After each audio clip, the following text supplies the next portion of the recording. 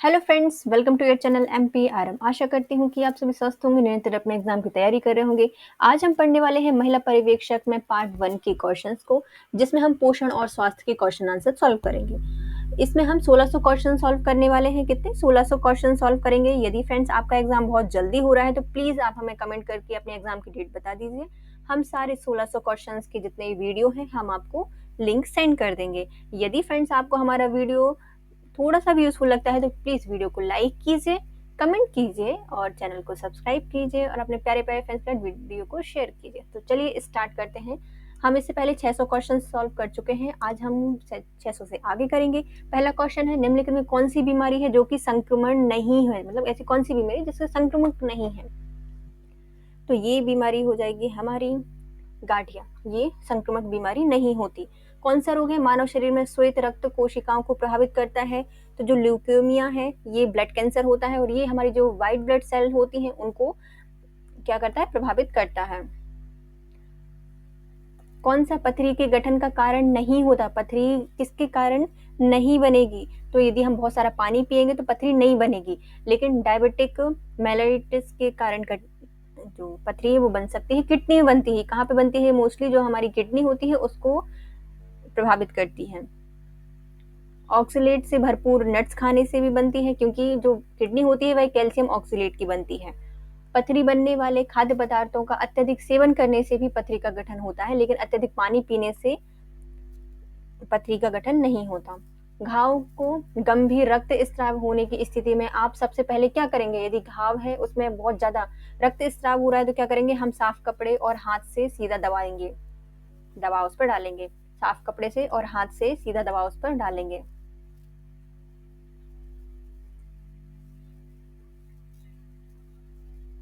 CPR प्रक्रिया में क्या शामिल होता है? जो सीपीआर प्रक्रिया होती है इसमें शामिल होता है केवल बचाव श्वास और हाथों का संपीड़न, ये दोनों ही इसमें शामिल होते हैं।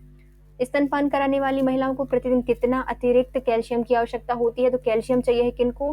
प्रतिदिन स्तनपान कराने वाली महिलाओं को जिनका बच्चा 7 से 12 माह का है, इनके लिए कैल्शियम की आवश्यकता होती है। कितनी?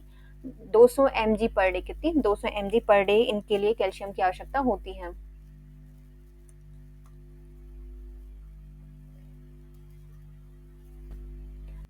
आईसीएमआर 2020 के अनुसार पूर्व विद्यालयी बच्चे जो कि 1 से 3 वर्ष के हैं उनके लिए कैल्शियम के अनुशासित आहारीय अनुमति कितनी दी गई है? तो ये है हमारी 500 mg पर डे। कितनी? 500 mg पर डे है। जो 1 से 3 साल तक का बच्चा है, स्कूल पूर्व विद्यालयी बच्चा है, कैल्शियम की आहारीय अनुमति दी गई है 500 mg। स्तनपान कराने वाली महिलाओं को प्रतिदिन कितना? ये तो क्वेश्चन ही छोड़ो, क्वेश्चन ही गलत इसमें दिया हुआ है।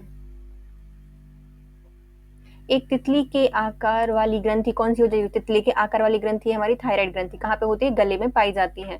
मनुष्य के आंसू में कौन सा एंजाइम पाया जाता है? जो आंसू होते हैं उनमें पाया जाता है लाइसोजाइम। क्या पाया जाता है? लाइसोजाइम पाया जाता है, जो कि जीवाणुओं को मार जाता है।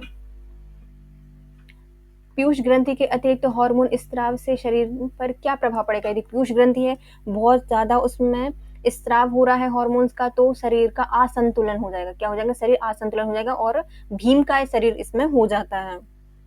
समय से पहले प्रसव तब होता है जब यह किस बीच में होता है? जब समय से पूर्व प्रसव का जो टाइम पीरियड हो जाएगा वो गर्भधारण के 20 से 37 सप्ताह के बीच में यदि गर्भ प्रसव होता है तो इसे क्या कहा जाएगा? पहले प्रसव कहा जाएगा। क्या? गर्भधारण के 20 से 37 सप्ताह का जो टाइम पीरियड होता है उसे कहा जाता है पूर्व प्रसव। पीसीबी का टीका बच्चों को किन किन बीमारियों से सुरक्षा देता है? जो पीसीबी का टीका है यह बच्चों को सुरक्षा देता है निमोनिया और मेनिंजाइटिस से। किससे? निमोनिया और मेनिंजाइटिस से सुरक्षा देता है पीसीबी का टीका। डब्ल्यूएचओ के अनुसार भारत को पोलियो मुक्त प्रमाणित कब कर दिया गया है? तो भारत को पोलियो मुक्त कर दिया गया है 27 मार्च 2014 को। 27 मार्च 2014 को डब्ल्यूएचओ के द्वारा पोलियो मुक्त प्रमाणित कर दिया गया है भारत को। किसी शिशु को डीपीटी के टीकाकरण कितनी बार दिया जाता है? जो डीपीटी का टीका है कि कोई भी शिशु होता है उसके लिए दिया जाता है 3 बार। कितनी बार दिया जाता है? डीपीटी का टीका 3 बार दिया जाता है। कब? 6, 10 और 14 माह में, मतलब 14 वीक में, सॉरी कितने 6, 10 और 14 वीक में दिया जाता है। जिंक भरपूर देने का लाभ क्या होगा? जिंक किस में देते हैं? डायरिया में इसको दिया जाता है जिंक को, और ये दिया भी इसलिए जाता है, जो दस्त की आवृत्ति होती है उसको घटाने के लिए जिंक भरपूर मात्रा में दिया जाता है।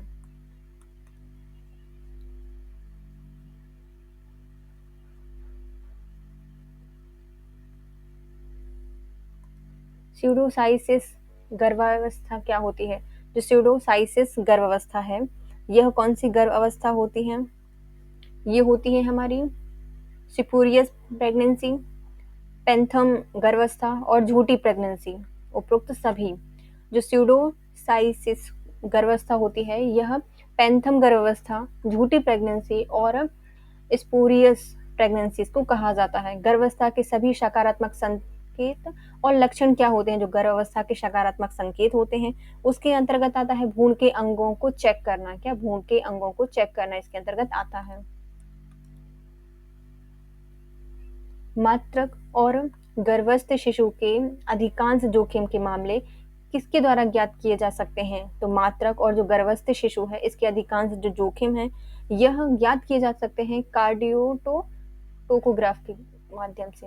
कार्डियोटोकोग्राफ के माध्यम से मातृक और गर्भस्थ शिशु है इसके अधिकांश जोखिम ज्ञात किए जा सकते हैं। भ्रूण का वह हिस्सा जो गर्भावस्था के निचले भ्रूण में पाया जाता है, निचले ध्रुव में पाया जाता है, उसे क्या कहा जाता है? तो भ्रूण है उसका जो निचला ध्रुव है इसे क्या कहा जाता है? इसे कहा जाता है प्रेजेंटेशन। प्रेजेंटेशन कहा जाता है। निचले ध्रुव में पाया जाने वाला भ्रूण का हिस्सा उसे कहा जाता है प्रेजेंटेशन।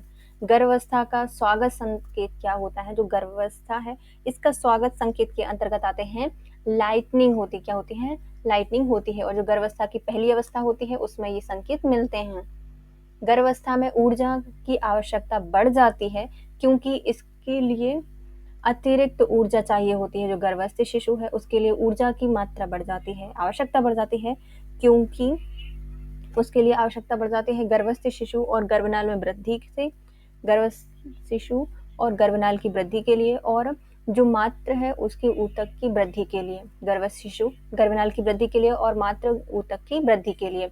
महिलाओं को गर्भावस्था के दौरान प्रस्तुति सहायता किस अनुच्छेद के तहत दी गई है? तो जो हमारा अनुच्छेद 42 है इसके तहत गर्भावस्था के दौरान प्रस्तुति सहायता अनुच्छेद दिया गया है, अनुच्छेद 42 में, और इसमें दिया गया है डीपीएसपी है उसके अंतर्गत ये आता है हमारे नीति सिद्धांत।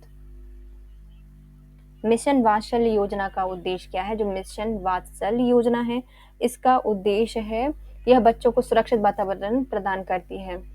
मिशन वात्सल्य योजना का उद्देश्य है बच्चों को सुरक्षित वातावरण प्रदान करना।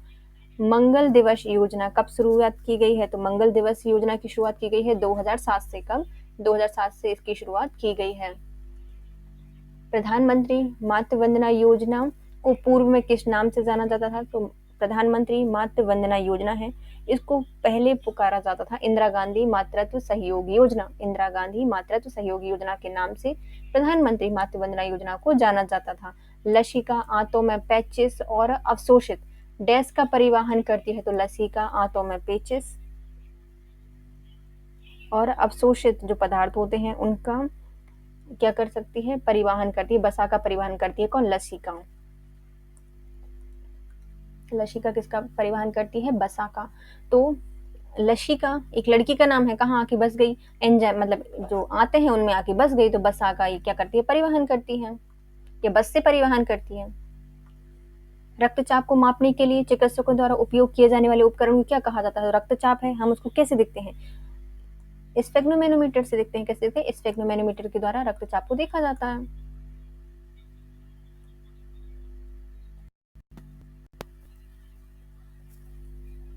छोटी आंत की आंतरिक सतह पर हजारों उंगली नुमा आकृति निकली होती है, इन्हें क्या कहा जाता है? तो जो हमारी आंतें होती हैं बहुत सारी उंगली की जैसी संरचना बनी होती है उन्हें कहा जाता है ब्लाई। क्या कहा जाता है? ब्लाई कहा जाता है। मानव में भोजन और हवा के लिए सामान्य मार्ग क्या होगा? तो एक मार्ग होता है जहां से भोजन भी जाता है, हवा भी जाती है, इस मार्ग को कहा जाता है ग्रासनी। क्या कहा जाता है? ग्रसनी कहा जाता है। क्या कहा जाता है? ग्रसनी कहा जाता है। कौन सा हार्मोन है जो कि रक्त शर्करा को बहुत कम होने पर बचाता है? यदि रक्त शर्करा बहुत कम हो जाएगा, जैसे इंसुलिन का लेवल बढ़ गया, रक्त शर्करा क्या हो जाएगी? कम हो जाएगी। तो ये बचने से कौन रोकता है? जो ग्लूकागॉन होता है, ये रोकता है हमारी शुगर लेवल को कम होने से। और बढ़ने से कौन रोकता है? इंसुलिन रोकता है। पेट की परत में कुछ ग्रंथियों की कोशिकाओं में कौन सा एसिड स्रावित होता है? जो पेट होता है उसकी जो ग्रंथि कोशिकाएं होती हैं उनसे स्रावित होता है हाइड्रोक्लोरिक एसिड का। किसका होता है? HCl का स्राव करती है। किसका? HCl का करते हैं। कौन सा अंग है? एक ग्रंथि नहीं है, तो ग्रंथि कौन सा नहीं होगा? अधिभुक्त ग्रंथि होती है, पिट्यूटरी ग्रंथि होती है, हमारा जो लिवर होता है वो भी ग्रंथि होती है, लेकिन जो पित्ताशय है वो कोई ग्रंथि नहीं होता। गर्भ निरोधक की किस विधि से शरीर में हार्मोन संतुलन में बदलाव आता है? मतलब हम गोलियां खाएंगे, हार्मोन बिगड़ जाएगा, तो गोलियों के सेवन से क्या होता है? हार्मोन संतुलन में बदलाव आता है। निम्नलिखित में से कौन सी नसबंदी विधि एक स्थायी विधि है? तो ऐसी कौन सी नसबंदी की विधि है जो कि एक स्थायी हो जाएगी? देखते हैं। सर्जरी करवानी पड़ेगी। ओके, देखो, सर्जरी द्वारा नसबंदी क्या करना पड़ेगी? सर्जरी द्वारा नसबंदी। E300 का सामान्य नाम क्या हो जाएगा? जो E300 है इसे कहा जाता है हमारा विटामिन सी। क्या है? Vitamin C. E300 is equal to vitamin C. आपको कैसे पता चलेगा कि व्यक्ति 1 वर्ष पहले HIV से संक्रमित था? यदि कोई व्यक्ति HIV से संक्रमित था और वो भी 1 वर्ष पहले, तो हमें पता कैसे चलेगा? हमें टेस्ट कराने पड़ेंगे उसका, है ना? टेस्ट कराना पड़ेगा। तो रक्त में एंटी HIV से हम पता कर सकते हैं कि इसको 1 वर्ष पहले HIV था। पेलेग्रा की कमी से कौन सी बीमारी हो जाएगी? जो पेलेग्रा है इसकी कमी से बीमारी होती है हमारी नियासिन की, विटामिन जो B3 है इसके कारण क्या होती है? पेलेग्रा बीमारी हो जाती है। पैदल पैदल चलेगा, बोलेगा नहीं नहीं नहीं, कैया ले लो। नियासिन, पेलेग्रा बीमारी हो जाती है नियासिन की कमी से। किस रोग में शरीर उन अनेक छोटे छोटे संक्रमण से भी नहीं लड़ पाता जिनका हम प्रतिदिन सामना करते हैं? तो मतलब इसमें क्या हो जाएगी? उसका इम्यून सिस्टम वीक हो गया। कौन सी बीमारी है? HIV। एड्स से क्या होता है? इम्यून सिस्टम ही वीक होता है, मतलब खत्म ही हो जाता है पूरा। तो ये हो जाएगी HIV। विश्व स्वास्थ्य संगठन के अनुसार डैश से कम नमक का सेवन उच्च रक्तचाप को रोकने में मदद करता है और वयस्क आबादी में हृदय रोग, हृदय घात के खतरों को कम करता है। तो यदि हम कितना नमक खाएंगे तो हमें हृदय घात नहीं होगा, हृदय रोग की प्रॉब्लम नहीं होगी। तो ये होता है प्रतिदिन हमें 5 ग्राम खाना चाहिए। कितना? प्रतिदिन 5 ग्राम खाने से हमें उच्च रक्तचाप को हम रोक सकते हैं। हृदय रोग और जो हृदय घात की बीमारी होती है इनको भी रोका जा सकता है।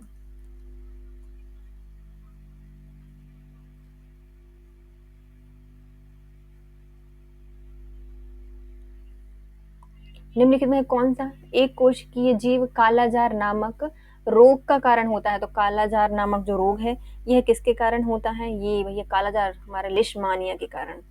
मिठाइयों पर बैठी मक्खियों को दूर भगाकर एक लड़की मिठाइयों को खा लेती है, इस वजह से उसको कौन से रोग से शिकायत होगी? तो कोई लड़की है मक्खियों को भगा के मिठाई खा रही है, उसे हैजा हो जाएगा। क्या हो जाएगा? हैजा। मक्खियों को भगा रही ना वो, जा जा जा, तो उसे क्या हो जाएगा? हैजा। राष्ट्रीय बाल अधिकार संरक्षण आयोग का कार्यालय कहाँ पे है? तो राष्ट्रीय बाल अधिकार संरक्षण आयोग है, इसका मुख्यालय बनाया गया हमारी नई दिल्ली में। दूसरा, प्रधानमंत्री स्वास्थ्य सुरक्षा बीमा योजना कब प्रारंभ की गई थी? प्रधानमंत्री स्वास्थ्य सुरक्षा बीमा योजना है, इसको शुरू किया गया था 9 मई 2015 को। कब? 9 मई 2015 को किया गया था। मतलब देखो, सुरक्षा बीमा देना है तो 9 मई आई उनको सुरक्षा देने के लिए, चारों तरफ से दे रही है, लेकिन उन्होंने बोला कि नहीं है, 5वीं सुरक्षा भी चाहिए, एक और सुरक्षा दो। तो स्वास्थ्य सुरक्षा बीमा योजना के तहत मतलब कब प्रारंभ की गई है? 9 मई 2015 को। जननी सुरक्षा योजना कब प्रारंभ की गई है? तो जननी सुरक्षा योजना प्रारंभ की गई थी 12 अप्रैल 2005 को। जननी सुरक्षा योजना। भारत में एड्स का पहला केस किस वर्ष पंजीकृत किया गया था? तो एड्स का पहला केस भारत में आया था 1986 में। 1986 में एड्स का पहला केस देखा गया था। भारत में स्मॉल पॉक्स फ्री कब घोषित कर दिया गया है? तो स्मॉल पॉक्स फ्री घोषित कर दिया गया है भारत को 1977 में। कब? 1977 में भारत को स्मॉल पॉक्स से फ्री कर दिया गया है। राज्य में ग्रामीण क्षेत्र में आशा पैकेज होता है, जो राज्य होते हैं इसमें कितना आशा को पैकेज मिलता है? तो इन्हें मिलता है 600 रुपए। कितना दिया जाता है? 600 रुपए दिए जाते हैं। सरकार एवं गर्भवती महिलाओं के बीच काम की कड़ी कौन हो जाएगी? तो जो सरकार है और जो गर्भवती महिलाएं हैं इनके बीच में कौन काम करती है? तो आशा करती है। दोनों के बीच में कौन है? आशा की किरण है ना, गांव की आशा, तो आशा। गर्भावस्था में कौन सा ये खतरे के संकेत होंगे? तो गर्भावस्था में कौन सा खतरा हो जाएगा? तो पहला आ जाएगा पैरों में ज्यादा सूजन होगी, तो ये खतरे का संकेत है। पेट में तेज दर्द होगा, ये भी खतरे का संकेत है। योनि से खून का बाहर आना, ये भी क्या होता है? खतरा होता है। चिड़चिड़ापन, ये तो नॉर्मल होता है क्योंकि हार्मोन डिसबैलेंस होते हैं, तो ये नॉर्मल होता है। गर्भावस्था को लाने वाली, जो गर्भावस्था में लगने वाली टिटनेस का इंजेक्शन होता है, किस टिटनेस से बचाता है? जो गर्भवती महिलाओं को लगता है टिटनेस का इंजेक्शन, ये बचाता है माताओं को और शिशु को, दोनों को बचाता है।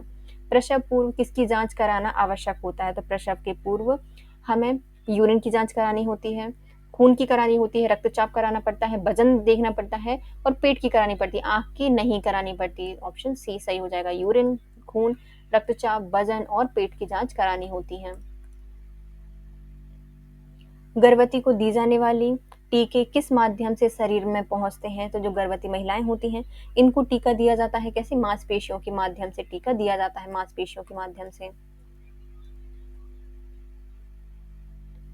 रोटा टीका किस रोग से बचाने के लिए दिया जाता है? जो रोटा वैक्सीन होती है ये दी जाती है हमारी दस्त के लिए। किसके लिए? दस्त के लिए दी जाती है। मादा जनन पथ में पहुंचने के पश्चात मानव शुक्राणु अपनी निषेचन क्षमता कितने समय तक सुरक्षित रखते हैं? मतलब जो शुक्राणु है मादा के जनन पथ में जाने के बाद कितने दिन तक या कितने देर तक सुरक्षित रहता है? तो 72 घंटे तक। कितना? 72 घंटे तक रहता है। बेचारा बोलता है साथ दो बचा दो, तो 72। नीचे दिए गए कुछ कथन है वो बताने हैं हमें। पोषण संक्रमण के कारण वर्तमान में भारतवर्ष में स्वास्थ्य देखभाल में आने वाली चुनौतियां दोनों तरह की हैं। अल्प पोषण और अधिक पोषण की रोकथाम। कारण बताइए। अब ये तो कारण हो गया। भारत में जनसांख्यिकी संक्रमण के फलस्वरूप बुजुर्गों की जनसंख्या के अनुपात में बढ़ोतरी हो रही है। तो ये क्या बताने की कोशिश कर रहे हो भाई?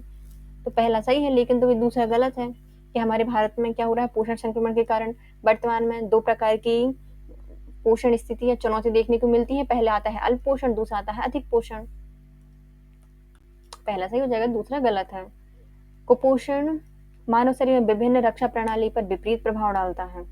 किस पर डालता है? ये डालता है फैगोसिटिक क्रिया पर, प्रतिजैविक निर्माण पर और ऊतक अखंडता पर। उपयुक्त सभी में कुपोषण मानव शरीर की विभिन्न रक्षा प्रणाली के पर विपरीत प्रभाव डालता है। प्रतिरक्षा निर्माण में, प्रतिजैविक निर्माण में, ऊतक अखंडता में और फैगोसिटिक क्रिया में। निम्नलिखित में से कौन बच्चों में पीईएम का खतरा है? पीईएम का क्या खतरा हो जाएगा? पीईएम के कारण होता है, मुख्य कारण तो क्या है? गरीबी। मुख्य कारण क्या हो जाएगा? गरीबी। गरीबी है क्या पीकेएम? पीईएम आहार में प्रोटीन एवं ऊर्जा की पर्याप्त कमी। ये पीईएम किसके कारण होता है? तो आहार में यदि हम प्रोटीन, ऊर्जा की पर्याप्त मात्रा नहीं ले रहे हैं, कमी कर रहे हैं, तो पीईएम हो जाएगा। कौन सा भोजन भोजनों के संयोजन अच्छी गुणवत्ता का प्रोटीन उपलब्ध कराता है? तो कौन सा भोजन है जो कि भोजनों का संयोजन अच्छी गुणवत्ता प्रदान करता है? तो ये है दाल और भूरा चावल। दाल और भूरा चावल होता है जो हमारी अच्छी गुणवत्ता का प्रोटीन उपलब्ध कराता है। गर्भावस्था का संकेतक कौन हो जाएगा? स्वागत संकेतक है, तो ये लाइटनिंग। क्या होती है? लाइटनिंग होती है। स्टाइल क्या है? स्टाइल स्टाइल ये होती है हमारी पेट पर बैगनी जो लाइन होती है, इसे क्या कहा जाता है? स्ट्राइल कहा जाता है। बैगनी निशान आ जाते हैं ऐसे ऐसे ऐसे। गर्भावस्था में जीवन का एहसास को प्रदर्शित करता है। जीवन को एहसास को कौन प्रदर्शित करता है गर्भावस्था की? ये है क्विकिंग। क्विकनिंग होती है ना, जो बच्चा जब पेट के अंदर होता है तो जब वो थोड़ी सी मूवमेंट करता है उसे क्या कहा जाता है? क्विकिंग कहा जाता है। क्विकनिंग।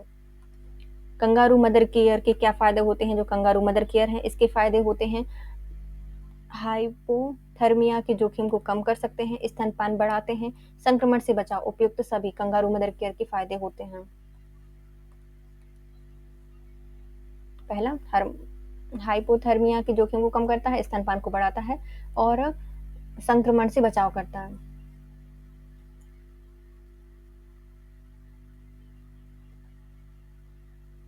गर्भावस्था के दौरान स्तन पीला स्राव सर्वप्रथम कब प्रकट होता है? तो गर्भावस्था के दौरान जो पीला स्राव होता है सबसे पहले कब सिक्रीट होता है? तो 12 सप्ताह में। कितने होते हैं? 12 सप्ताह में ही होता है। डिलीवरी की निर्धारित तिथि से गणना की जाती है। जो डिलीवरी की निर्धारित तिथि है उसकी गणना कब से की जाती है? तो मासिक धर्म के पहले दिन से। मासिक धर्म के पहले दिन से डिलीवरी की तिथि निर्धारित की जाती है, गणना की जाती है। प्रेगनेंसी में कौन सा वैक्सीन पूर्णतः निषेध होता है? जो प्रेगनेंसी होती है इसमें पूर्णतः निषेध होता है हमारा येलो फीवर का टीका। येलो फीवर का टीका नहीं लगाते। पहला फेज पल्स पोलियो इम्यूनाइजेशन कार्यक्रम का कब शुरू किया गया था? तो जो पहला फेज है पल्स पोलियो कार्यक्रम का, इसकी शुरुआत की गई थी 9 जनवरी 1995 से लेकर 20 जनवरी 1996 तक। 9 जनवरी 1995 से लेकर 20 जनवरी 1996 तक। लाइव एटेन्यूएटेड वैक्सीन ओपीवी की खोज किसके द्वारा की गई थी? जो ओपीवी की खोज है ये की गई थी हमारे अल्बर्ट साल्विन के द्वारा। किसके द्वारा? अल्बर्ट साल्विन के द्वारा खोज की गई थी। मेनिंगोकोकल मेनिंजाइटिस का टीका कितने समय के लिए प्रदान किया जाता है? तो जो मेनिंगोकोकल मेनिंजाइटिस है इसका टीका कितने समय के लिए लगाया जाता है? 3 वर्ष के लिए दिया जाता है। बीसीजी का टीका होता है टेम्परेचर, कितने टेम्परेचर पर रखा जाता है? जो बीसीजी का टीका होता है उसको रखा जाता है 2 डिग्री से 8 डिग्री सेल्सियस पर। 2 डिग्री से 8 डिग्री सेल्सियस के बीच में रखा जाता है। बीसीजी की वैक्सीन की खोज कब की गई थी? जो बीसीजी की वैक्सीन है इसकी खोज की गई थी 1921 में। 1921 में बीसीजी वैक्सीन खोजी गई थी। जन्म के समय बीसीजी वैक्सीन की कितनी मात्रा दी जाती है? जो वैक्सीन है बीसीजी की उसकी मात्रा दी जाती है 0.05 ml। 0.05 ml दी जाती है। निम्नलिखित में से किस रोग से ग्रसित माताओं को स्तनपान कराने की सलाह नहीं दी जाती? तो यदि माता इस रोग से पीड़ित है तो उनके लिए स्तनपान कराने की सलाह नहीं दी जाएगी। तो पहले आता है हमारा HIV। मुख्यतः क्या है? HIV।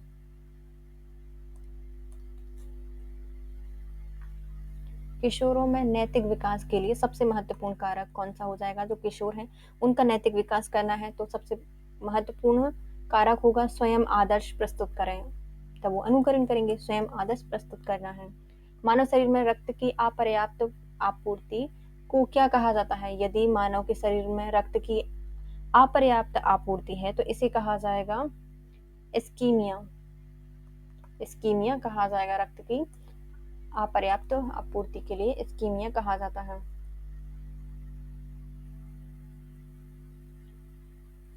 आयुष्मान भारत योजना कब प्रारंभ की गई थी? जो आयुष्मान भारत योजना है इसको शुरू किया गया था सितंबर 2018 में। सितंबर 2018 में आयुष्मान भारत योजना की शुरुआत की गई थी।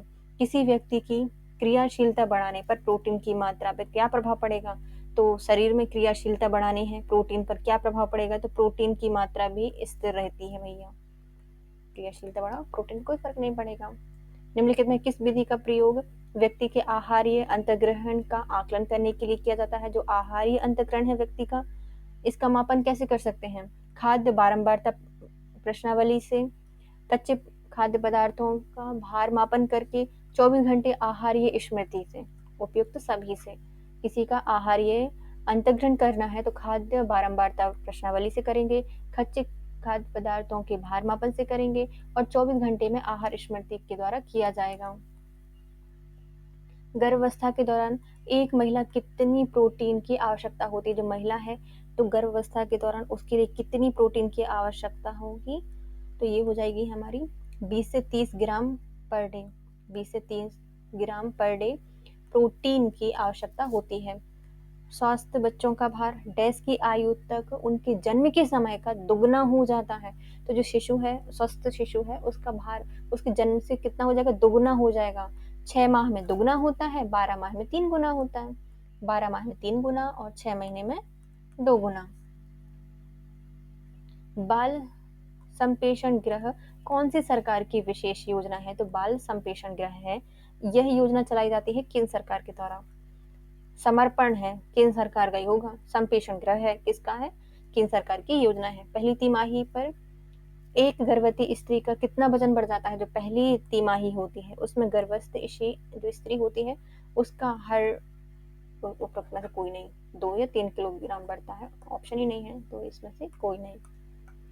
प्रसव पूर्व विकास में शामिल होते हैं। जो प्रसव पूर्व विकास होता है इसमें क्या शामिल किए जाते हैं?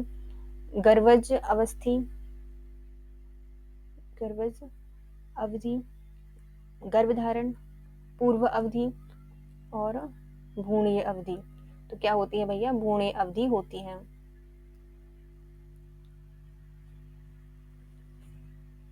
भ्रूण अवधि। बच्चों में चिकन पॉक्स चेचक का पहला संकेत क्या होता है? यदि चिकन पॉक्स किसी को हो जाएगा तो पहला संकेत होता है लाल दाने, टेटल रेस। लाल दाने इसमें आ जाएंगे बेचारे बच्चे को या किसी को भी। किस दिवस को विश्व पल्स पोलियो दिवस के रूप में मनाया जाता है? तो विश्व पल्स पोलियो दिवस के रूप में मनाया जाता है, ये हो जाएगा हमारा 24 अक्टूबर को। 24 अक्टूबर को मनाया जाता है। नवजात शिशुओं को न्यूमोकोकल वैक्सीन की खुराक कितनी मात्रा में दी जाती है? जो न्यूमोकोकल वैक्सीन है इसकी खुराक गर्भवती स्त्री को दी जाती है 0.5 ml। कितनी? 0.5 ml दी जाती है। लुईस पाश्चर द्वारा किस वर्ष रेबीज के टीके का सफल परीक्षण किया गया था? जो रेबीज का टीका है इसका सफल परीक्षण किया गया था 1885 में। 1885 में रेबीज के टीके की खोज की गई थी।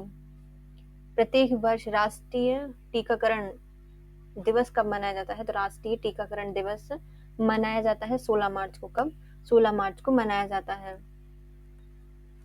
न्यूमोकोकल कंजुगेट वैक्सीन पीसीबी किस मार्ग से शरीर में प्रवेश कराई जाती है? जो पीसीबी है इसको शरीर में प्रवेश कराया जाता है उपत्वचा जो होती है ना इसके द्वारा। उपत्वचा में उपत्वचा नहीं, मांसपेशियों में की जाएगी भाई साहब, मांसपेशियों में किया जाता है। कहाँ पे की जाती है? जो पीसीबी की वैक्सीन होती है उसको मांसपेशियों में इंजेक्ट कराया जाता है। कहाँ पे? मांसपेशियों में।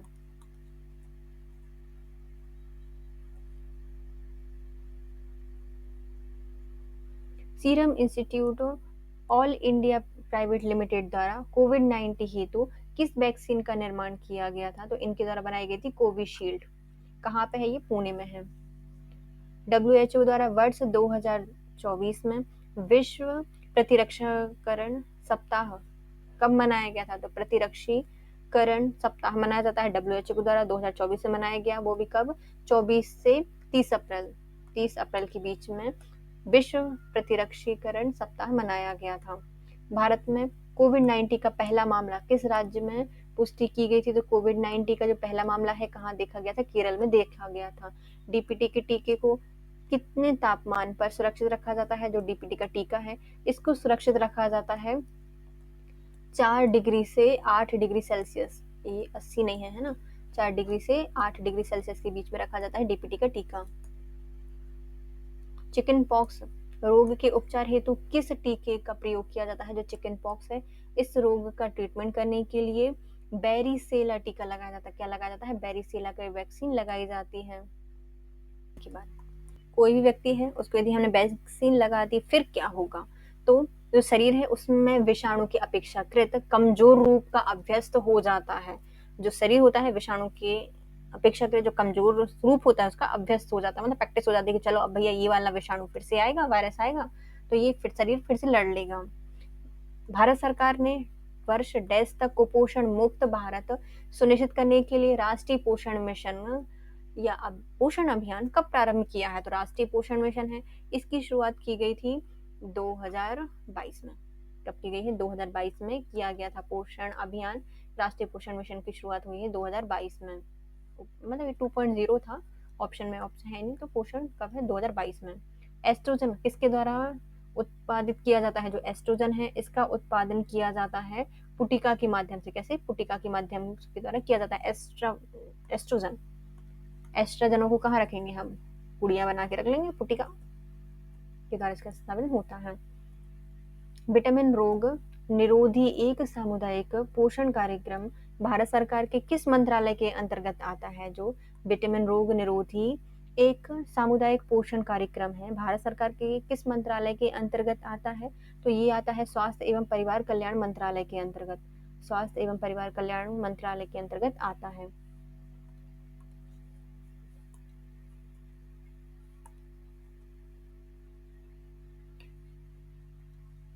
केंद्र सरकार के द्वारा मध्याह्न भोजन योजना का नाम बदल के क्या कर दिया गया है?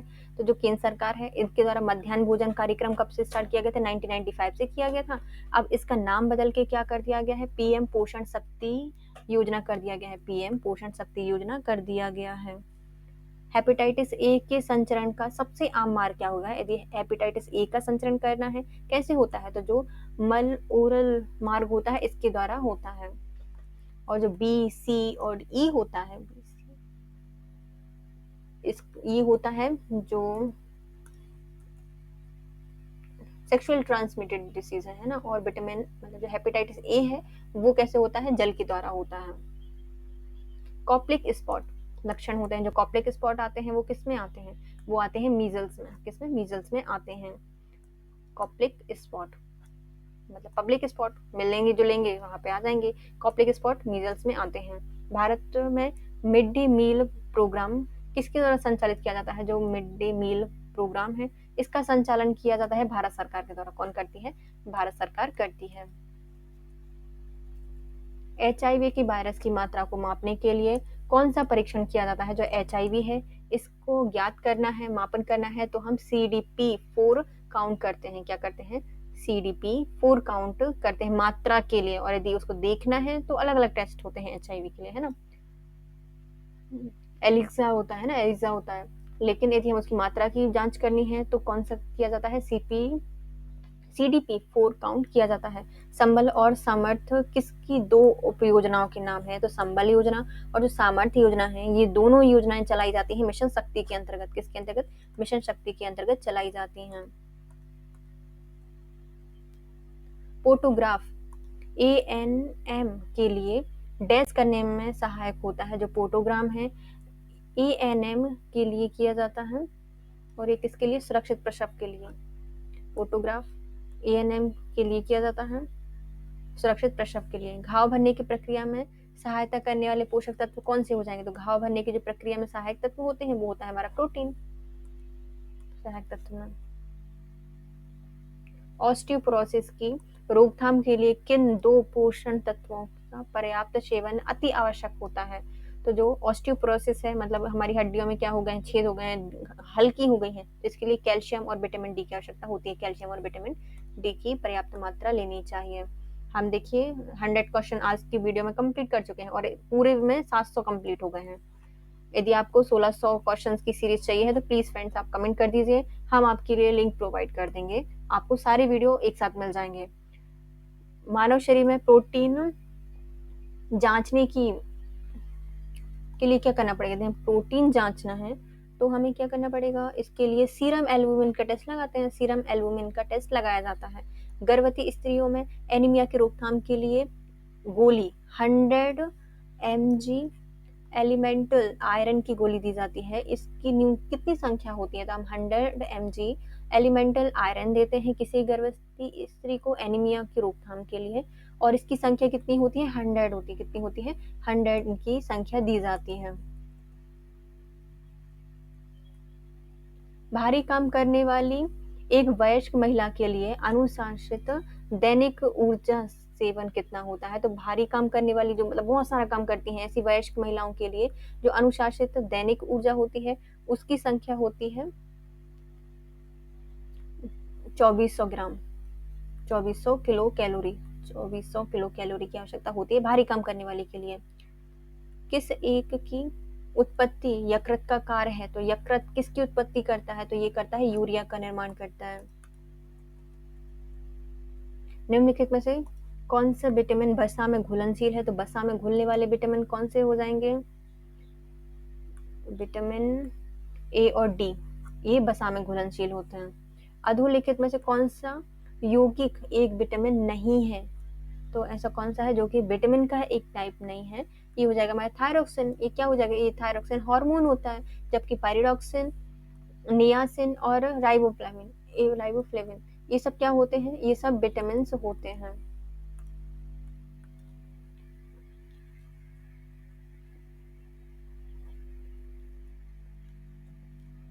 तरुण तथा वृद्ध व्यक्तियों की प्रोटीन की आवश्यकता होती है। जो तरुण और जो वृद्ध अवस्था में प्रोटीन की आवश्यकता कैसी होती है?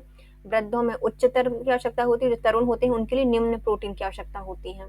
यदि कोई व्यक्ति वृद्ध है तो उनको ज्यादा प्रोटीन चाहिए और तरुण को थोड़ी कम चाहिए। कथन ये क्या करता है? मानव शरीर में मानव आहार के लिए ग्लाइसिन, सेरिन और टायरोसिन अनिवार्य रूप से शामिल होना चाहिए। अनिवार्य अमीनो अम्ल मानव शरीर में संश्लेषित नहीं किए जा सकते। तो ये दोनों क्या हैं? ये दोनों क्या बोलते हैं? तो ये पहला तो गलत है, दूसरा सही हो जाएगा। मानव शरीर में लाइसिन, सेरिन नहीं ग्लाइसिन, सॉरी लाइसिन नहीं है, ग्लाइसिन, सेरिन और टायरोसिन अनिवार्य रूप से शामिल किए जाने चाहिए। तो पहला गलत हो जाता है। दूसरा, अमीनो अम्ल जो होते हैं मानव शरीर में संश्लेषित नहीं किए जाते, जो अनिवार्य होते हैं, एसेंशियल होते हैं, उनको हमें फूड के माध्यम से लेना होता है। कौन सा वनस्पति तेल हृदयघात रोगियों के लिए उपयुक्त होता है? तो हृदयघात की प्रॉब्लम है तो हमें कौन सा वसा लेना होगा? तो इसके लिए लेते हैं हम सूरजमुखी का तेल, है ना? कौन सा? सूरजमुखी का तेल लेते हैं। एस्ट्रोजन क्या है? अब भी पढ़ा था हमने। एस्ट्रोजन क्या है? एक प्रकार का हार्मोन है, किससे? पुटिका से स्त्रावित होता है। कौन सी जोड़ी गलत है? प्लेग चूहे से होता है, सही हो जाएगा। रैबिज कुत्ते से होता है, ये भी सही हो जाएगा। टैप वर्म सुअर से होता है, ये भी सही हो जाएगा। लेकिन पोलियो भैया बंदर से कब से होने लगा? बंदर से नहीं होता, तो डी वाला गलत हो जाएगा। निम्नलिखित कथनों पर विचार कीजिए। पहला, एड्स का संचरण होता है, एड्स है। लैंगिक संभोग से होता है, पहला सही है। रक्तदान से होता है, सही है। मच्छर और अन्य रक्त चूसक कीटों से होता है, नहीं होता। अपरा के संपर्क से होता है, तो ये भी सही हो जाएगा। तो तीनों सही हो जाएंगे और आंसर हो जाएगा हमारा पहला, दूसरा सही। एक रोगग्रस्त मानव शरीर के लिए निम्नलिखित अवस्था पर विचार कीजिए। तो कोई भी व्यक्ति है रोगग्रस्त है, उसकी क्या स्थिति होगी? तो पहला, सूजे हुए लसी का पर्व होगा, रात्रि में पसीना आएगा, स्मृति का लोप हो जाएगा, वजन का घटना, वजन भी घट जाएगा, उपयुक्त सभी। स्मृति का लोप हो जाएगा, वजन घटने लगेगा। निम्नलिखित में से कौन सा रोग प्रोटोजोआ के द्वारा होता है? जो प्रोटोजोआ के द्वारा होता है ये हो जाएगा हमारा मलेरिया। कौन सा है? मलेरिया प्रोटोजोआ के द्वारा होता है। लंबे समय तक उपवास रखने का सबसे ज्यादा प्रभाव शरीर के किस अंग पर पड़ेगा? यदि बहुत लंबे समय तक उपवास रखा जाएगा तो हमारे जो गुर्दे हैं, किडनी है, वो इससे प्रभावित होंगी। मदिरा के अतिशय सेवन से कौन सा रोग हो जाएगा? यदि मदिरा का सेवन हम बहुत ज्यादा कर रहे हैं तो इससे हो जाती है यकृत का सूत्रण रोग हो जाता है। क्या होते हैं? यकृत, ये यकृत सिरोसिस हो जाती है ना, इसमें तो क्या पता क्या लिखा है, सूषण रोग हो जाता है, तो यकृत सिरोसिस हो जाता है। मधुमेह के उपचार हेतु प्रयुक्त हार्मोन इंसुलिन का आविष्कार किसके द्वारा किया गया था? जो इंसुलिन मतलब कृत्रिम इंसुलिन है, इसका आविष्कार किया गया था FG बेटिंग के द्वारा, और इसके लिए इनको नोबेल पुरस्कार भी दिया गया था।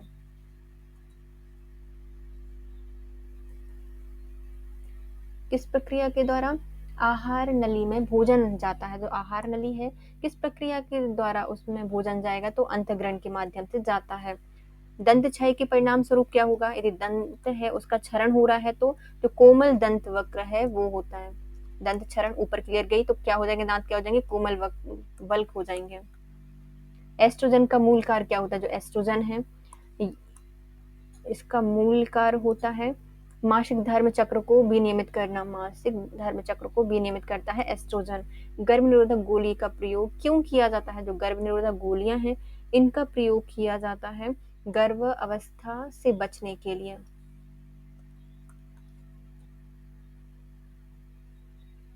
मादा में अंडाणु उत्पादन की प्रक्रिया को क्या कहा जाता है? तो अंडाणु उत्पादन की जो प्रक्रिया होती है इसे कहा जाता है अंडजनन, अंडजनन कहा जाता है। एचआईवी डैश से फैलता है, जो एचआईवी होता है यह फैलता है दूषित रक्त के आधान से, दूषित रक्त के आधान से एचआईवी फैलता है। दाद किस प्रकार की बीमारी है? तो जो दाद होती है यह हमारी एक प्रकार की कफ की बीमारी, कवक के कारण होती है। ऑपरेशन से पहले ज्यादा रक्त स्राव ना हो इसके लिए किस विटामिन का इंजेक्शन लगाया जाता है? तो ऑपरेशन के समय ज्यादा रक्त स्राव ना हो इसलिए रक्त को क्या बहने से रोकना है, मतलब हम क्या लगाएंगे? विटामिन के का वैक्सीन या इंजेक्शन लगाया जाएगा। बर्फ द्वारा उपचार करने की प्रक्रिया को क्या कहा जाएगा? तो बर्फ के द्वारा किसी भी व्यक्ति का उपचार किया जा रहा है तो इसे कहा जाएगा क्रायोथेरेपी। क्या कहा जाता है? क्रायोथेरेपी कहा जाता है। बर्फ लगा दो फिर क्या करोगे? चिल्लाओगे, क्राई करोगे, तो क्रायोथेरेपी इसको कहा जाता है। एक प्राथमिक उपचार को क्या कहा जाता है जब घायल व्यक्ति का लोगों द्वारा सबसे पहले उपचार किया जाता है? तो प्राथमिक उपचार क्या हो जाएगा? जब घायल व्यक्ति का सबसे पहले व्यक्तियों के द्वारा उपचार किया जाएगा इसे कहा जाता है प्राथमिक सहायता। प्राथमिक उपचार का क्या उद्देश्य होता है? जो प्राथमिक उपचार है इसका उद्देश्य होता है सबसे पहले उपचार करना, सही है, जीवन बचाना और स्वास्थ्य ताप में सहायता करना, ये भी सही है, हालत को गंभीर होने से बचाना, ये भी सही है। उपयुक्त सभी हमारे प्राथमिक उपचार के कार्य होते हैं, उद्देश्य होते हैं। तीसरी तिमाही में होने वाले पीड़ा रहित योनि रक्त स्राव को क्या कहा जाता है? तो तीसरे तिमाही में जो पीड़ा रहित योनि रक्त स्राव होता है इसे कहा जाता है प्लेसेंटा प्रीविया, प्लेसेंटा प्रीविया कहा जाता है। नवजात शिशु में हीमोग्लोबिन की सामान्य मात्रा होती है, जो नवजात शिशु है इसमें हीमोग्लोबिन की कितनी मात्रा होती है? इसमें होती है 18 ग्राम, 18 जी प्रतिशत, 18 जी होती है। हीमोग्लोबिन कितनी होती है नवजात शिशु में? 18 जी प्रतिशत होती है।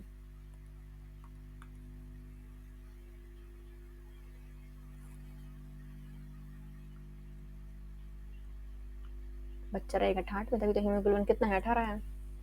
विश्व रक्त नहीं, स्तन मतलब रक्त में हीमोग्लोबिन कितना था? 18।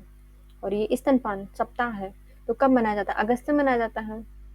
और अगस्त का भी कौन सा वीक है? पहला। तो जो रक्त, अरे यार रक्त नहीं, सॉरी फ्रेंड्स, देखिए स्तनपान, विश्व स्तनपान सप्ताह है, कब मनाया जाएगा? अगस्त का जो पहला सप्ताह होगा वहां पर। बच्चे की वृद्धि माप सकते हैं, जो बच्चा है उसकी वृद्धि हम कब माप सकते हैं? तो ये मापी जाती है सेंटीमीटर में। कैसे मापी जाती है? सेंटीमीटर में मापी जाती है। गर्भधारण की उम्र 37 सप्ताह पूर्व होने से पहले जन्मे शिशु को क्या कहा जाता है? तो 37 सप्ताह हो गए हैं उसके पहले यदि कोई बच्चा जन्मा है, 37 सप्ताह से पहले जन्मा है, तो इसे क्या कहा जाता है? इसे कहा जाता है अपरिपक्व। क्या कहा जाएगा? इस शिशु को अपरिपक्व शिशु कहा जाएगा। दूध के दांत की संख्या कितनी होती है? जो दूध के दांत होते हैं इनकी संख्या होती है 20। नवजात शिशु का पहला मल क्या कहलाता है? जो नवजात शिशु होता है इसका पहला मल कहलाता है मैक्रोनियम, मैक्रोनियम कहा जाता है, मैक्रोनियम। बालक में प्रोटीन की प्राप्ति का सबसे अच्छा स्रोत क्या होगा? जो बच्चे हैं उनके लिए प्रोटीन का सबसे अच्छा स्रोत होता है दूध, बालकों के लिए। मध्य प्रदेश में लाडली बहना योजना के अनुसार निम्नलिखित में से कौन सा सही पात्रता नहीं है? तो मुख्यमंत्री लाडली बहना योजना है, इसके अंतर्गत कौन सी पात्रता नहीं आएगी? मध्य प्रदेश से संबंधित होना चाहिए, ये तो है 21 से 16 मतलब 60 वर्ष की होनी चाहिए, तो ये भी हो जाएगा। उम्मीदवार विवाहित, विधवा, तलाकशुदा महिलाओं को होगा, ये भी है सही लाभ। वार्षिक पारिवारिक आय 4.5 लाख से कम होनी चाहिए, तो ये गलत हो जाएगा। आंगनबाड़ी केंद्र में बच्चों के लिए पूर्व स्कूली गतिविधियों का आयोजन किया जाता है। जो आंगनबाड़ी केंद्र होते हैं बच्चों के लिए कब के लिए इसको आयोजित किया जाता है? ये आयोजित की जाती है 3 से 6 वर्ष तक के बच्चों के लिए, 3 से 6 वर्ष तक के। एमनियोटिक द्रव के लिए प्रमुख योगदान किसका होता है? जो एमनियोटिक द्रव होता है इसके लिए प्रमुख योगदान होता है भ्रूण मूत्र का। किसका? भ्रूण मूत्र का होता है एमनियोटिक द्रव में। वैक्सीनेशन शब्द का लैटिन शब्द से व्युत्पन्न हुआ है, जिसका संबंध किससे है? तो वैक्सीनेशन है, लैटिन शब्द से आया है और इसका संबंध है गाय से, गाय से संबंधित है। ओम्फलाइटिस, ओम्फलाइटिस नवजात शिशु में होने वाले संक्रमण हैं और ये किस में होते हैं? तो ये होते हैं नाभि में, नाभि नाल में होते हैं। ओम्फलाइटिस नवजात बच्चों में होने वाला संक्रमण है और ये नाभि नाल में होता है। बच्चे माँ के दूध में 100 मिलीग्राम में बसा की मात्रा कितनी होती है? जो माँ का दूध होता है उसमें बसा की मात्रा होती है 3.5 ग्राम। कितनी होती है? 3.5 ग्राम होती है। एक धात्री माता को प्रतिदिन लगभग कितने मिलीग्राम कैल्शियम ग्रहण करना चाहिए? जो धात्री माता है इनके लिए प्रतिदिन कितना कैल्शियम लेना चाहिए? तो इसकी संख्या हो जाएगी 1200 से 1300 मिलीग्राम, 1200 से 1300 मिलीग्राम होती है आवश्यकता धात्री माता के लिए। निम्नलिखित में कौन सा हार्मोन गर्भावस्था के संकुचन और गर्भावस्था की जो ग्रीवा होती है उसके विस्तारण को उत्तेजित करता है? तो गर्भावस्था के संकुचन के लिए और गर्भाशय के जो ग्रीवा का विस्तारण होता है इसको उत्तेजित करता है ऑक्सीटोसिन हार्मोन। कौन? ऑक्सीटोसिन हार्मोन करता है।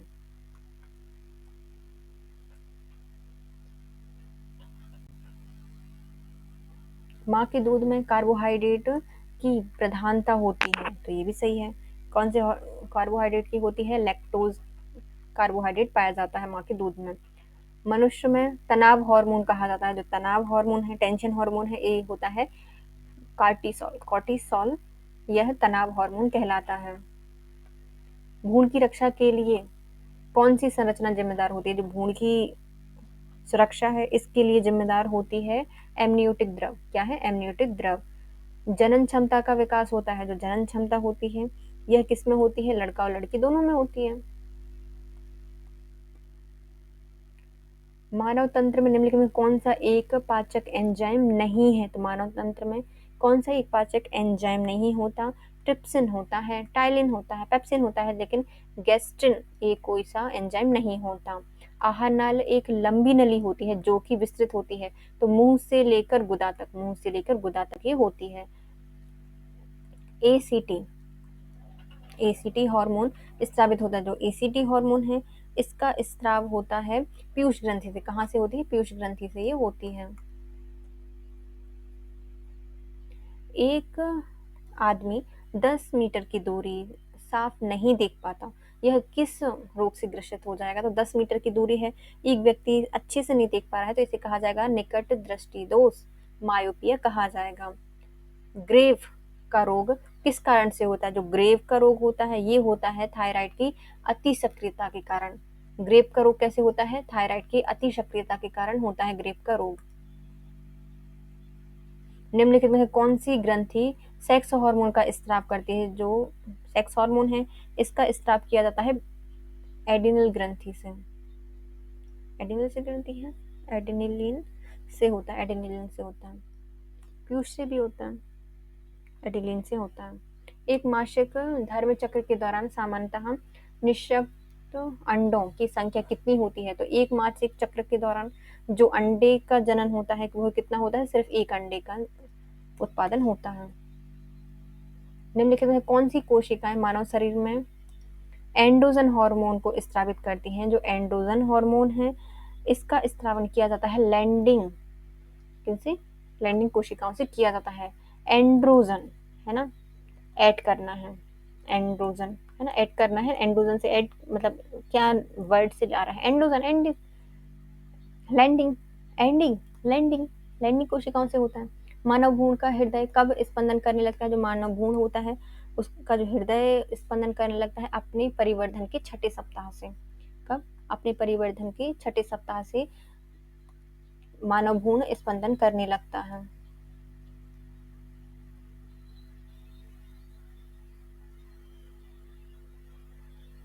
निम्नलिखित में कौन सी नसबंदी विधि एक स्थायी विधि है? तो ये सर्जरी के द्वारा नसबंदी एक स्थायी विधि होती है।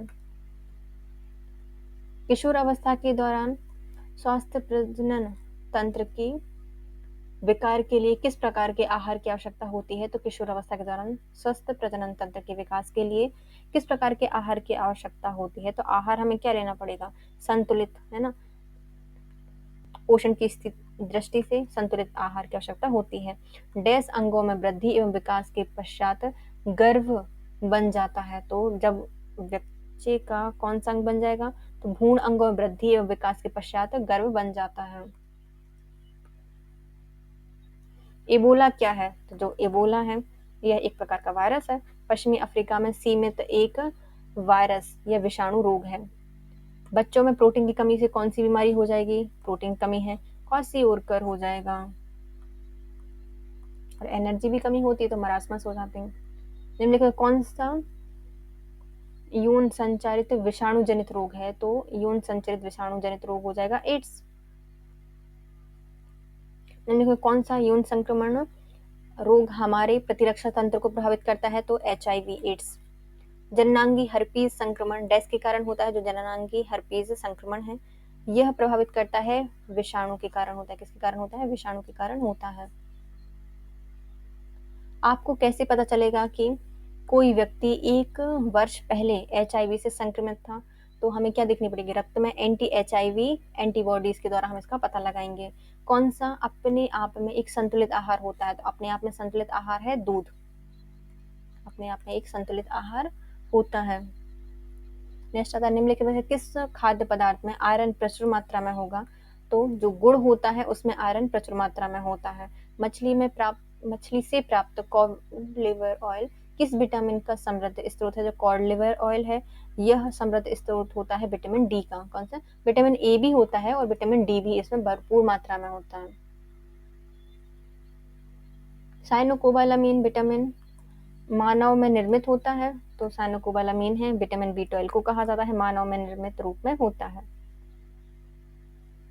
गाजर में विटामिन ए की उच्च मात्रा मौजूद होती है। गाजर खाने से बच्चे को क्या मदद मिलती है? तो विटामिन ए होता है गाजर में भरपूर मात्रा में और इसको खाने से बच्चे की आंखों की रोशनी बेहतर होती है। लार में मौजूद निम्नलिखित में कौन सा एंजाइम स्टार्च के जटिल अणु को सरल शर्करा में विभाजित करता है? तो एंजाइम में शर्करा को क्या करेगा? सरल शर्करा में तोड़ेगा। ये हो जाता है हमारा लार में पाया जाने वाला अमाइलेज एंजाइम। कार्बोहाइड्रेट प्रोटीन वसा का पूर्ण पाचन छोटी आंत में होता है। सही है, तो छोटी आंत में होता है। और आंसर दिया देखो क्वेश्चंस में। लसिका आंतों में पेचिस एवं अवशोषित वसा का परिवहन करती है। निम्नलिखित में कौन सा भोजन कार्बन डाइऑक्साइड और नाइट्रोजन युक्त अपशिष्ट को घुलित रूप में परिवहन करता है?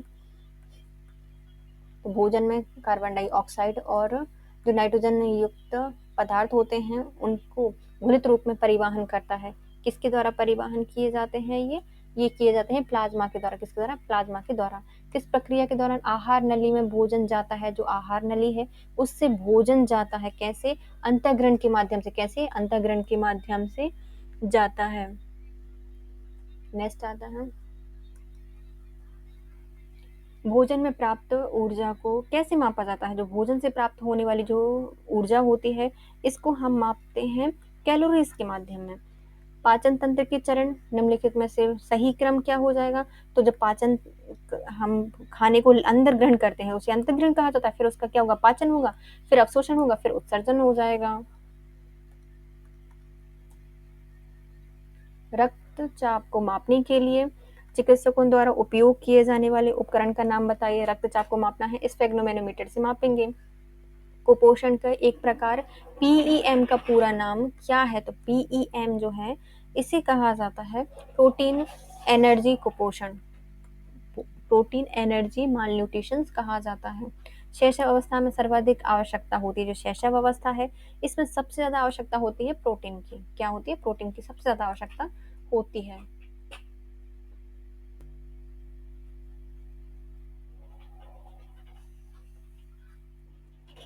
कौन सा वर्गीकरण कुपोषण के एक प्रकार और अवधि की पहचान करता है? तो कुपोषण की एक प्रकार और अवधि को पहचानेगा ऐसा मीटर ये हो जाएगा हमारा वाटरलो वर्गीकरण। कौन सा है? वाटरलो वर्गीकरण के माध्यम से कुपोषण के प्रकार और अवधि की पहचान की जाती है वाटरलो वर्गीकरण से। यदि कुपोषित बच्चे में एडिमा तरल एकत्रित हो जाने के कारण हुई सूजन के लक्षण हो तो उसे डैश के अनुसार वर्गीकृत किया जाएगा। तो इसे वर्गीकृत किया जाएगा वेलकम वर्गीकरण से। कैसे? वेलकम वर्गीकरण से किया जाएगा। यदि कुपोषित बच्चे में एडिमा तरल रक्त एकत्रित होने के कारण सूजन हो जाती है तो इसके अंतर्गत जो वेलकम वर्गीकरण है वर्गीकृत किया जाएगा। वेलकम, तुम्हारी सूजन नापेंगे हम। वेलकम वेलकम वेलकम वेलकम वर्गीकरण से। किस शहर में WHO का संचालनालय, ये जो सचिवालय है वो है, तो जो हमारा WHO है उसका मुख्यालय जिनीवा में है। इंडियन रेड क्रॉस सोसाइटी की स्थापना कब हुई थी? 1920 में हुई थी। इंडियन रेड क्रॉस सोसाइटी 1920 में हुई थी। ये देखो क्वेश्चन ही गलत दिया गया है। स्तनपान से बच्चों को होने वाला फायदा क्या होगा? स्तनपान कर रहा है कोई शिशु तो इससे उसका फायदा क्या है? तो पहला हो जाता है माताओं का दुग्ध सुपाच्य होता है, तो ये सही है। शिशु का संक्रमण रोग होने की संभावना कम हो जाती है, तो ये भी उपरोक्त दोनों ही सही हैं। स्त्रियों की प्रस्तुति अवस्था, प्रसूति अवस्था होती है, प्रसव उत्तरकाल की अवधि क्या होती है? प्रसव उत्तरकाल की अवधि मानी जाती है प्रसव की समाप्ति से लेकर उसके बाद 6 सप्ताह तक। प्रसव की समाप्ति से लेकर उसके 6 सप्ताह के बाद तक होती है। ICMR 2020 के अनुसार गर्भवती स्त्री के लिए कुल कितनी अनुशासित आहार अनुमति दी जाती है? तो जो गर्भवती स्त्री है उसके लिए कितना आहार लेना चाहिए? तो इनके लिए लेना चाहिए 385 milligram per day. 385 milligram per day की आवश्यकता होती है। चूंकि बचाव इलाज से बेहतर होता है, डैश के द्वारा टाइफाइड से बचाव किया जा सकता है। तो चूंकि इलाज से बेहतर होता है बचाव, तो हम टाइफाइड का बचाव कैसे कर सकते हैं? किसी के द्वारा छुए हुए भोजन से बचना सही है। सड़कों पर बिकने वाले जो भोज्य पदार्थ होते हैं, कच्चे फल होते हैं, सब्जी होती हैं, उनसे बचने कर सकते हैं। बचकर हम टाइफाइड से बचाव कर सकते हैं। निम्नलिखित में से किसे भूख हार्मोन कहा जाता है? क्योंकि यह भूख को उत्तेजित करता है, भोजन का सेवन बढ़ाता है और वसा के भंडारण वृद्धि करता है। तो ये कौन सा हो जाएगा? ये हो जाएगा हमारा घ्रेलिन हार्मोन। यह भूख को उत्तेजित करता है, भोजन में से भोजन का सेवन बढ़ाता है और वसा के भंडार में वृद्धि करता है घ्रेलिन हार्मोन। मानव के शरीर में कौन सी ग्रंथि है जो कि एंजाइम और हार्मोन दोनों को स्रावित करती है? तो ऐसी ग्रंथि जो कि एंजाइम और हार्मोन का स्रावन करती है तो पेनक्रियाज ग्रंथि। कौन सी? अग्नाशय पाचक ग्रंथि एंजाइम और हार्मोन दोनों का स्रावित करती है। सूर्य की किरणों के संपर्क में आते ही हमारी त्वचा सांवली हो जाती है, ऐसा किसकी उपस्थिति के कारण होता है? तो जो सूर्य से मेलानिन के कारण हमारी त्वचा क्या हो जाती है? काली पड़ जाती है, सांवली हो जाती है। इसके साथ हमारे 800 क्वेश्चंस कंप्लीट हो गए हैं फ्रेंड्स। यदि आपको वीडियो थोड़ा सा भी यूजफुल लगा है तो प्लीज वीडियो को लाइक कीजिए, कमेंट कीजिए, चैनल को सब्सक्राइब कीजिए और अपने प्यारे प्यारे फ्रेंड्स के साथ वीडियो को शेयर कीजिए। Thank you so much guys, have a nice day.